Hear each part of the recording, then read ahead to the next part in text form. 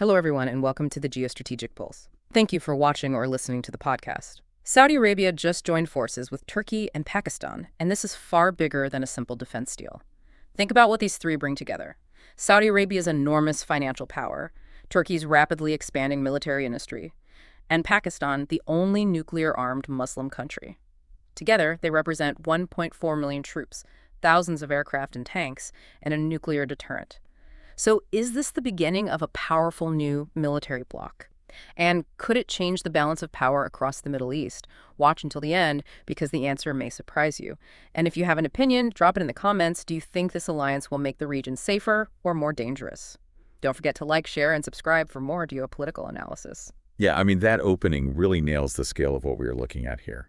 Because we're witnessing genuinely the mechanics of a true paradigm shift in global security. Right. The Mecca Joint Defense Agreement they finalized last Friday, it moves way beyond just, diplomatic posturing or standard joint training exercises. Yeah. So it's not just a photo op for the leaders. Exactly, no. It establishes a formal, binding pledge of collective deterrence. The core mechanism here is basically an Article 5 style logic. So an armed attack on any one of these three nations triggers an immediate, coordinated military response from all three. Wow, so just like NATO, but in the Middle East and South Asia. And I mean, looking at the latest info from the 2026 Global Firepower Index, the raw statistics of this bloc are just staggering. They really are. You've got a combined annual defense budget sitting right around $124.4 billion and 1.4 million active personnel. Pakistan leads that with 660,000, Turkey has about 481,000, and Saudi Arabia brings 247,000. Right, plus you have to factor in the hardware. We are talking over 3,400 military aircraft, 6,000 tanks, and hundreds of naval assets. Yeah, it sounds like they are building the ultimate geopolitical Swiss Army knife, but I do have to push back a little bit here. Go for it. It is really easy to add up tanks and budgets on paper, right? But do these three actually have a combined operational strength? Or is this just a massive symbolic flex? Because you can't just mash a Turkish drone fleet, Pakistani infantry, and Saudi capital together and expect it to just, work. That is a totally fair point. Yeah. History shows us that joint commands between different nations can turn into complete bureaucratic nightmares. Exactly. You have different languages, wildly different military doctrines, and completely different equipment origins. How do they actually integrate? Well, that friction you were pointing out is the exact reason this alliance is structured around complementary capability, not just ground-level troop integration. They're not trying to build a single blended army. So no Turkish commanders barking orders to Pakistani tank battalions in Arabic. Right, exactly. Instead, they're building a modular security architecture. Basically, each nation covers the distinct strategic blind spots of the other two. Okay, break down the mechanics of that modular architecture for us. Like, who is actually providing what? Sure. So Saudi Arabia is the financial engine. They operate with a massive $63.9 billion defense budget for 2026. They also possess the geographic anchor in the Middle East and the political convening power. Right, but their historical weakness has always been domestic manufacturing and actual manpower, right? Spot on. And that is exactly where Turkey enters the equation. Ankara has decades of institutional knowledge from operating inside NATO, but more importantly, they have built this aggressively expanding sovereign defense industrial base. We're talking about advanced drones, electronic warfare, that kind of stuff. Yeah, unmanned aerial vehicles, short-range ballistic missiles, naval corvettes, all manufactured domestically. But wait, Turkey uses NATO standard Link 16 communication protocols, right? Yeah. And Pakistan's Air Force heavily relies on Chinese-derived hardware, like those J-10C fighter jets. They do. You can't just seamlessly plug a NATO standard data feed into a Chinese radar system. The technology actively resists that kind of interoperability. That technical barrier is exactly what the Saudi capital is being deployed to solve. A huge chunk of this agreement involves joint research and development funding. Oh, really? So they are just buying their way around the problem? Essentially, yes. Saudi Arabia is bankrolling the creation of proprietary trilateral communication protocols. They are building a bespoke tactical network, so Turkish sensors can actually talk to Pakistani interceptors, bypassing Western and Chinese encryption locks entirely. Wow, that is incredibly ambitious. And then what about Pakistan? What is their main contribution to this triad? Pakistan brings mass and, well, the ultimate deterrence. They have a massive, highly professional military with decades of operational experience. But most importantly, They provide an established nuclear umbrella? A nuclear umbrella, I mean, that is a geopolitical earthquake right there. Yeah. Pakistan is not a signatory to the Non-Proliferation Treaty. Right. By formally binding themselves to Saudi Arabia's defense, Islamabad is basically telling Riyadh's rivals, specifically Iran, that a conventional strike on Saudi oil fields could actually have nuclear consequences. And that fundamentally alters the deterrence calculus in the Persian Gulf. Iran has spent decades building a network of proxy forces to pressure Saudi Arabia while maintaining plausible deniability. Right, the asymmetric advantage. Exactly.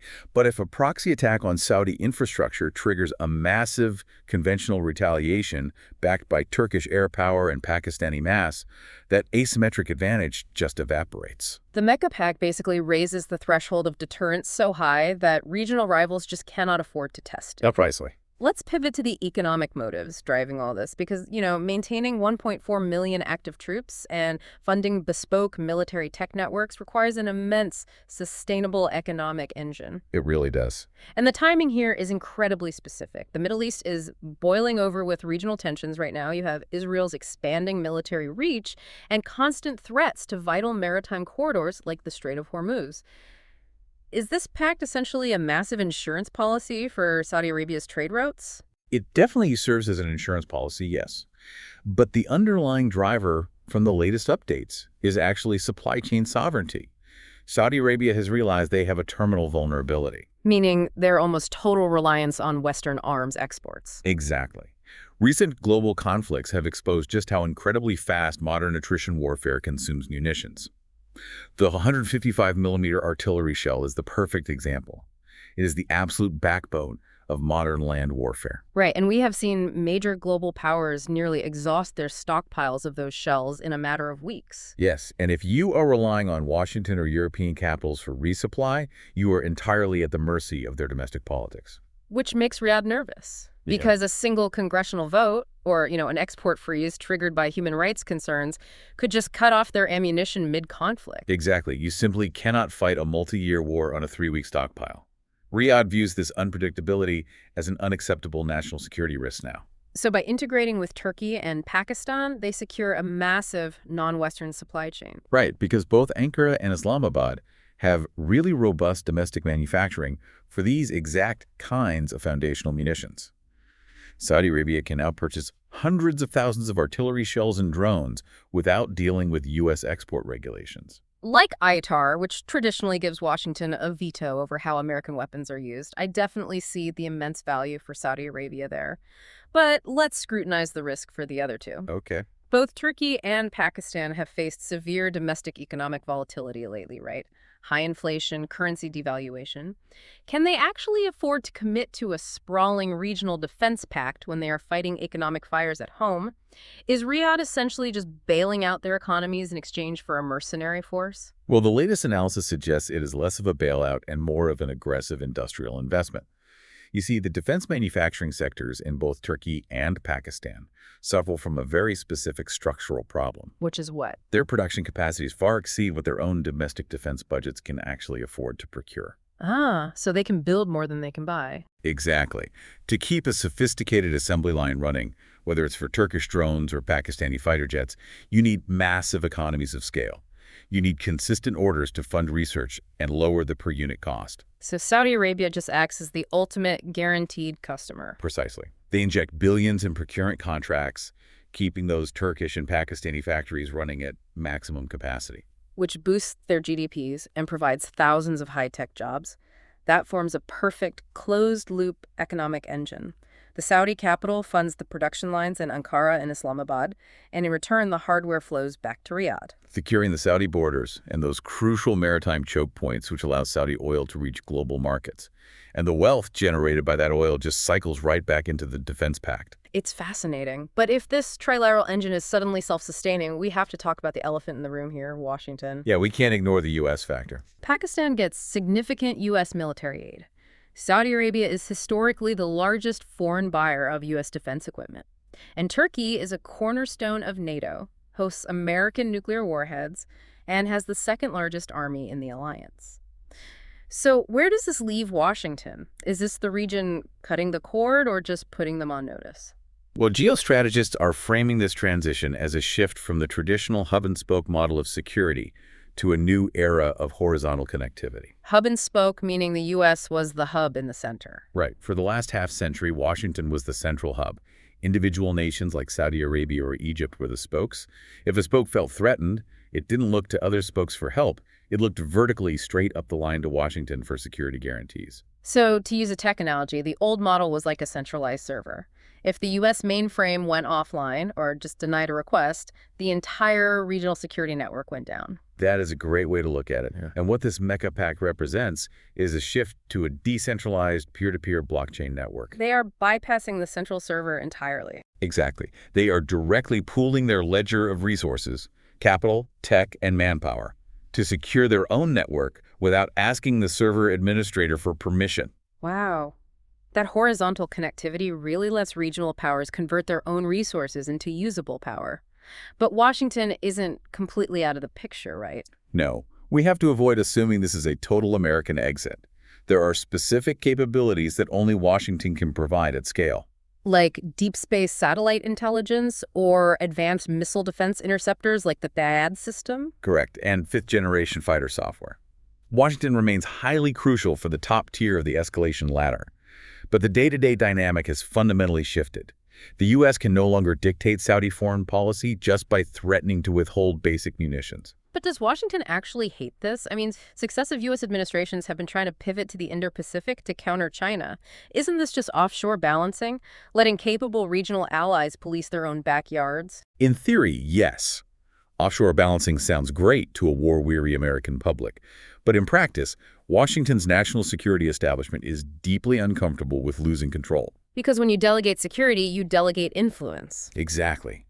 If Saudi Arabia doesn't rely on the U.S. for survival, Washington loses its ability to pressure Riyadh on oil production quotas during an energy crisis. And this pact is also triggering massive anxieties among America's other allies. Right, because this bloc doesn't exist in a vacuum. If you were sitting in New Delhi, a nuclear-armed Pakistan suddenly gaining access to unlimited Saudi funding and Turkish drone tech is a nightmare scenario. And similarly, Greece is watching Turkey project power deep into the Middle East and South Asia, which significantly increases Ankara's geopolitical weight. So old rivalries are being destabilized. India probably accelerates its own military modernization to counterbalance this. And Iran is currently assessing whether it needs to sprint toward a nuclear breakout to offset this new conventional behemoth sitting right on its borders. Which brings us to the next massive variable. The latest news shows Turkey's foreign minister publicly calling Egypt a natural partner for this pact. He heavily implied Cairo is being actively courted. That is a critical development to watch. Because if you add Egypt's military weight and their control of the Suez Canal to the Saudi-Turkish-Pakistani alliance, you effectively lock down the most vital trade routes on Earth under a single security umbrella. Geographically, it would create an unprecedented strategic chokehold. Over 10% of all global trade passes through the Suez Canal and the Red Sea. Egypt is the ultimate geopolitical prize for this pact. But Cairo has to walk an incredibly narrow tightrope, right? They receive over $1 billion annually in U.S. military aid.